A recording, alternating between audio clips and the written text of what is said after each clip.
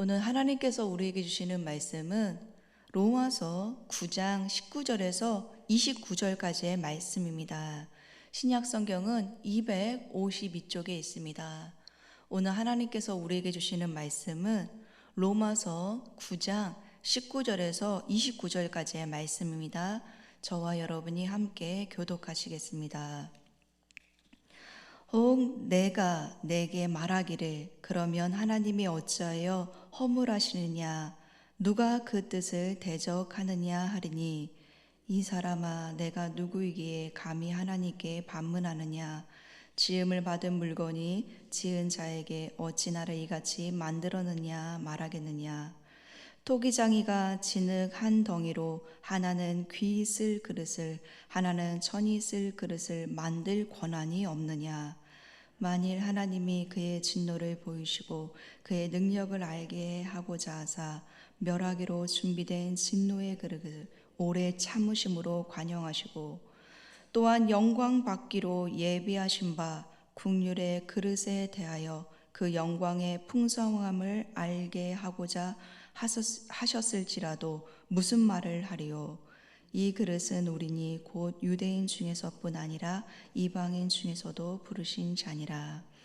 호세아의 글에도 이르기를 내가 내 백성 아닌 자를 내 백성이라 사랑하지 아니한 자를 사랑한 자라 부르리라. 너희는 내 백성이 아니라 한 그곳에서 그들이 살아계신 하나님의 아들이라 일컬음을 받으리라 함과 같으니라.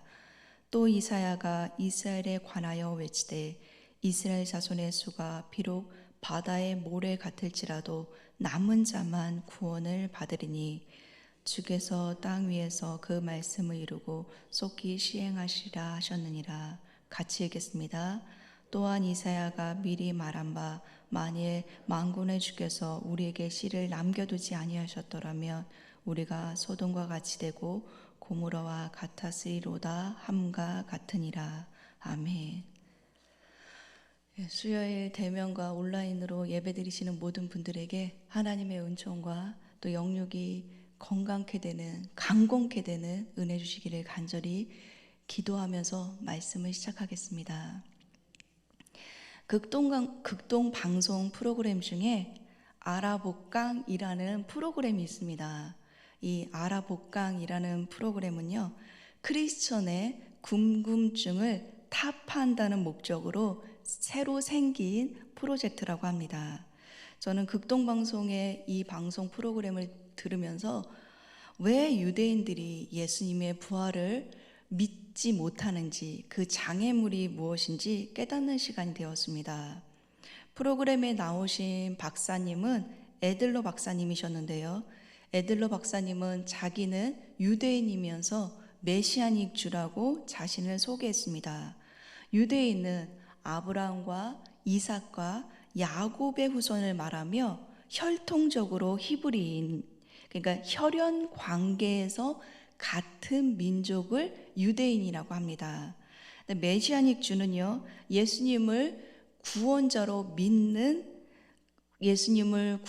믿고요, 또 나의 구주심이다라고 고백하는 유대인을 말합니다. 이들은 신약과 구약을 다 같이 믿는다고 합니다. 에들러 박사님은요, 유대인들이 예수님을 믿는데 장애물이 여러 가지가 있지만 그 중에 가장 큰 장애물은 유대인들은 신약을 믿지 않는다고 합니다. 또 유대인들이 예수님을 받아들이기 어려운 이유는 사람이 하나님일 수는 없다는 논리적 근거입니다. 이처럼 유대인은요, 논리적 근거로 복음을 받아들이지 않습니다. 그것은 바울 당시에도요, 마찬가지였습니다. 그래서 바울은 오늘 본문 말씀을 통해 구약의 말씀을 빌어서 논리적으로 지금 편지를 쓰고 있는 것입니다. 그러기에 우리가 성경을 좀 올바르게 이해하려면 원독자를 이해하는 것이 필요합니다. 원독자란 성경 본문을 처음 접하는 1차 독자를 말합니다. 예를 들어서 로마서의 원독자는 유대인과 이방인입니다. 근데 오늘 본문 말씀은 원독자인 유대인에게 초점을 맞추고 있습니다. 우리가 원 독자가 누구인지 알면 편지를 보내는 바울의 심정을 이해할 수 있습니다. 또한 원 독자가 누구인지 알 때 저자의 의도도 파악할 수가 있습니다. 바울은 자신이 유대인이고 바리새인이었습니다. 그렇기 때문에 누구보다도 유대인을 잘 알았죠. 자기 동족입니다. 그래서 자기 동족 유대인이 구원받기를 간절히 원하면서 지금 9장의 말씀을 쓰고 있는 것입니다. 그래서 원 독자인 유대인들이 자주 사용하는 문답식 대화법, 그걸 통해 질문하고 답을 하는 하브루타 형식으로요, 지금 편지를 쓰고 있습니다.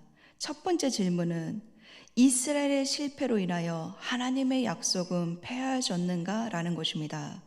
이스라엘은요, 메시아를 환영하고 복음을 받아들여야 함에도 불구하고 메시아를 거부했습니다. 그렇다면 성경이 기록된 모든 약속은 전부 폐하여진 것입니까? 라는 질문이 첫 번째 질문입니다. 그 질문에 바울의 대답은요, 결코 그렇지 않다라고 말합니다. 그러면서 바울은 아브라함과 이삭의 예를 들어가면서 아브라함에게는요, 이삭과 또 많은 자손이 있었습니다. 하지만 약속의 자녀만 그 혈통을 이어갔어요. 또 이삭에게는 에서와 야곱이 있었지만 야곱만 이스라엘이라고 부릅니다. 그것처럼 이스라엘은 혈통으로 되는 것이 아니라 약속의 자녀들로 되며 약속의 자녀들이 복음을 받아들이고 메시아로 받아들여 그의 신실한 증인으로 거듭났다는 것입니다. 따라서 하나님의 약속은 아직도 신실하게 계속된다고 바울은 답합니다. 자, 그럼 두 번째 질문입니다. 두 번째 질문은, 그럼 약속의 자녀들을 통해서 약속이 지켜온다면 그런 하나님의 선택, 주권은 불공평한 게 아닌가? 즉 하나님은 불의한 게 아닌가? 라는 질문입니다.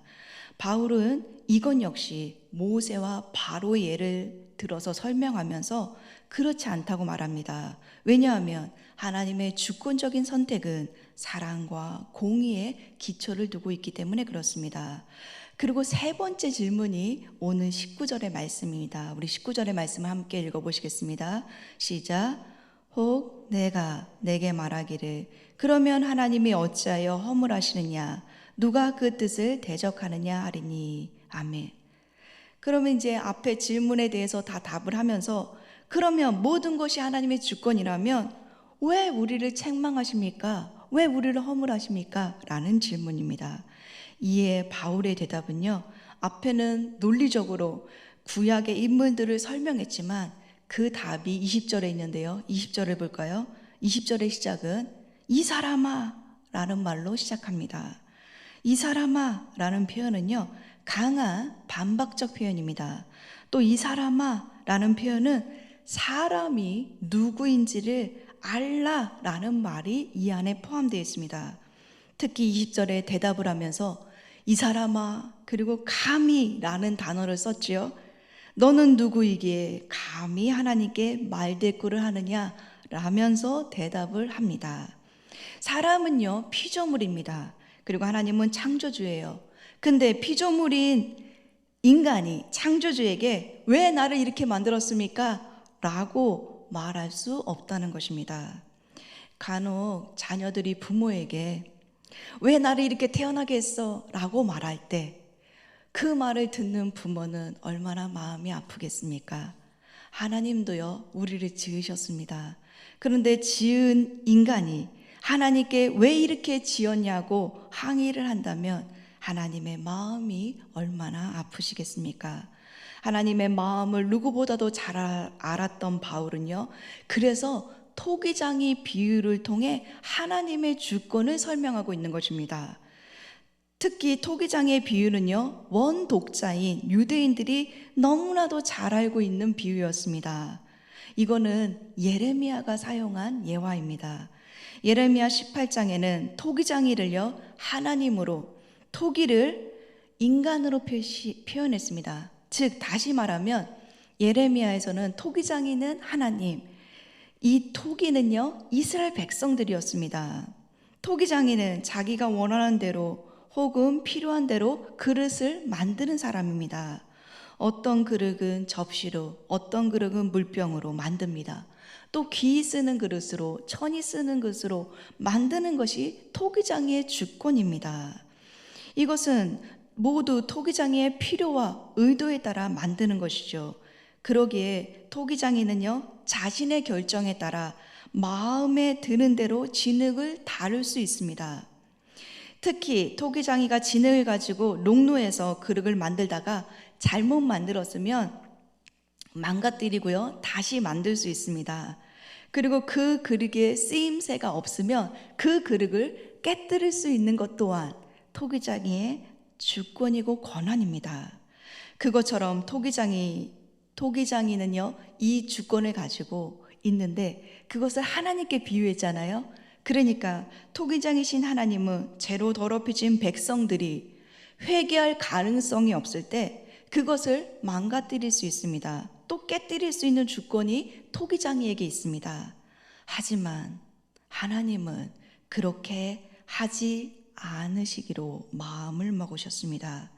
그 대신 하나님의 주권은 오래 참으시고 관용하시기로 결정하셨습니다. 이것이 토기장이이신 하나님의 성품입니다. 그래서 첫째, 하나님의 주권적인 뜻은 오래 참으시고 관용하시는 것입니다. 본문 22절의 말씀을 함께 읽어보시겠습니다. 시작. 만일 하나님이 그의 진노를 보이시고 그의 능력을 알게 하시고자 하사 멸하기로 준비된 진노의 그릇을 오래 참으심으로 관용하시고. 아멘. 이제 이 말이 좀 이해가 가실까요? 하나님은 죄인들에 대해 진노를 나타낼 수도 있습니다.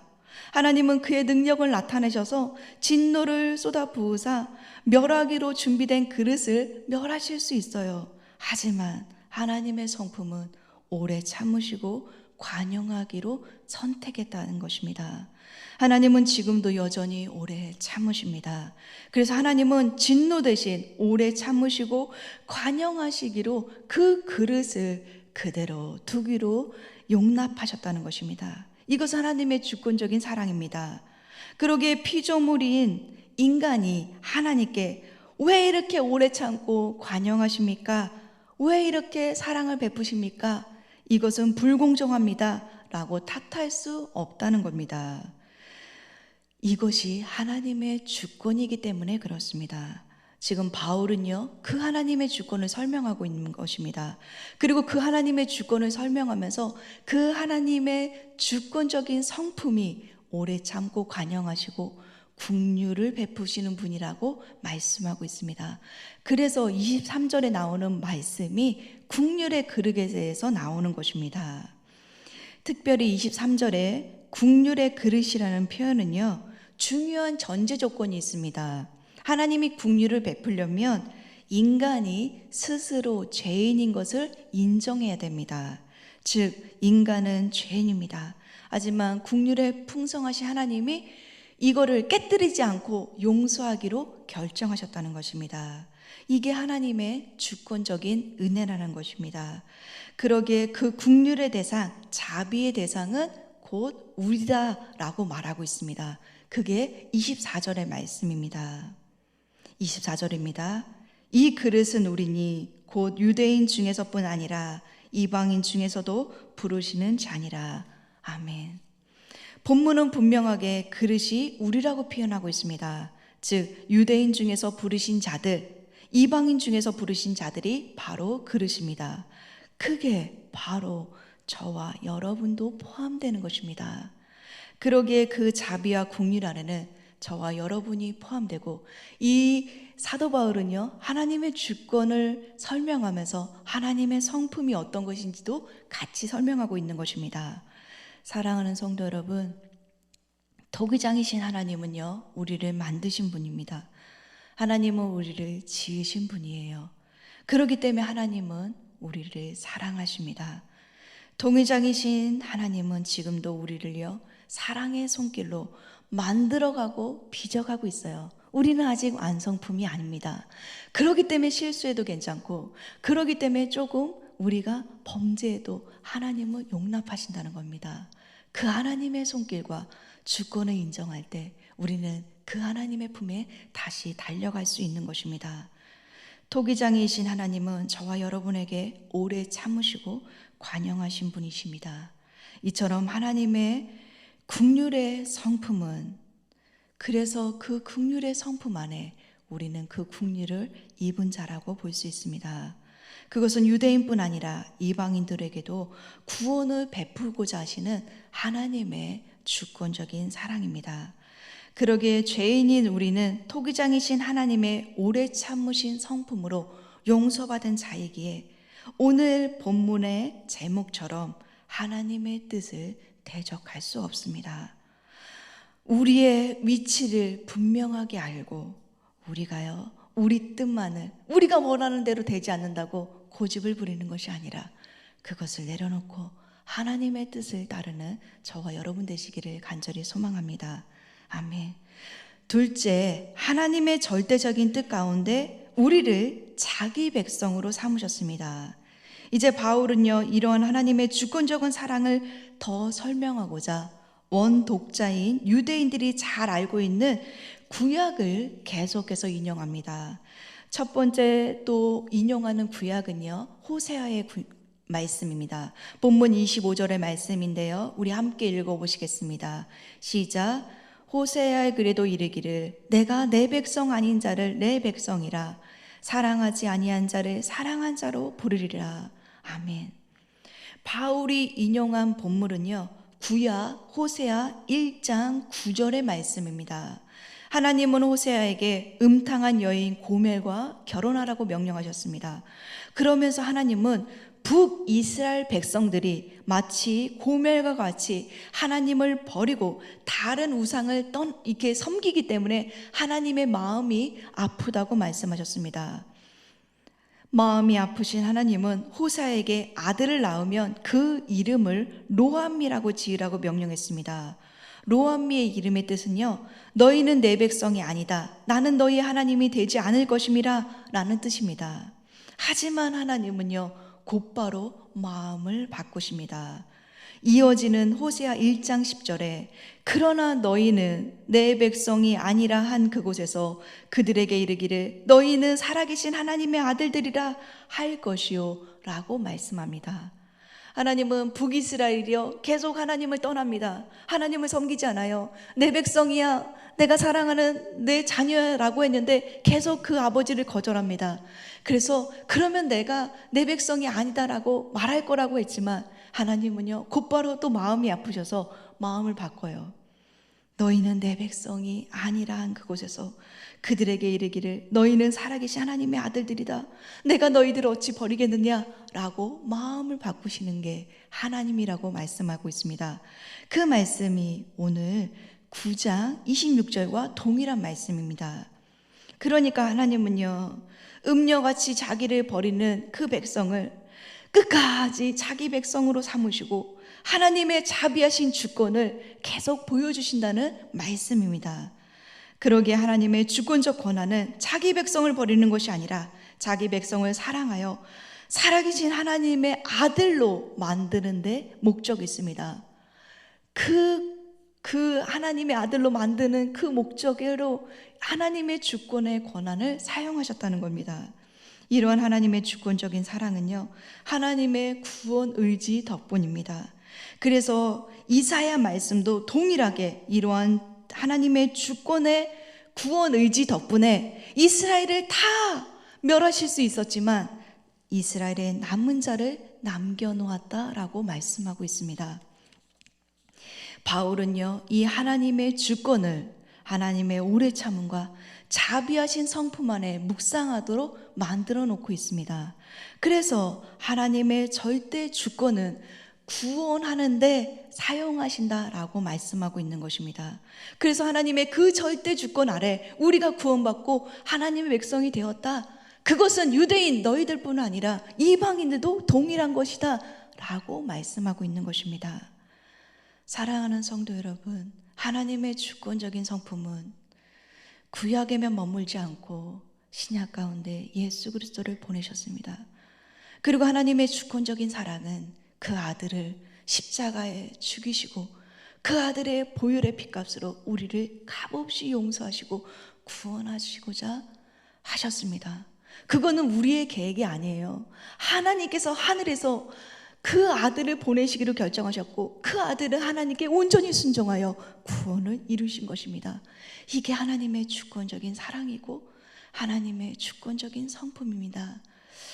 저는요, 이 말씀을 묵상하면서 하나님의 주권은 자비하신 성품에서 비롯된 것을 깨달았습니다. 그렇기 때문에 겸손히 하나님의 주권 앞에 순종해야 됨을 다시 한번 깨닫는 순간이었습니다. 우리는 간혹 우리나라가 우리 뜻대로 움직이지 않는다고 정치는 왜 이래? 경제는 왜 이래? 미디어나 교육은 왜 이래? 라고 불평할 때가 있습니다. 또 우리 가족도 우리 뜻대로 움직이지 않는다고 원망할 때가 있습니다. 뿐만 아니라 우리 삶도 우리 뜻대로 움직이지 않아 많이 힘들어할 때도 있습니다. 하지만 우리 인생이 우리가 원하는 대로 되지 않는다고 해서 하나님의 뜻을 대적하는 것은 아닌 것 같습니다.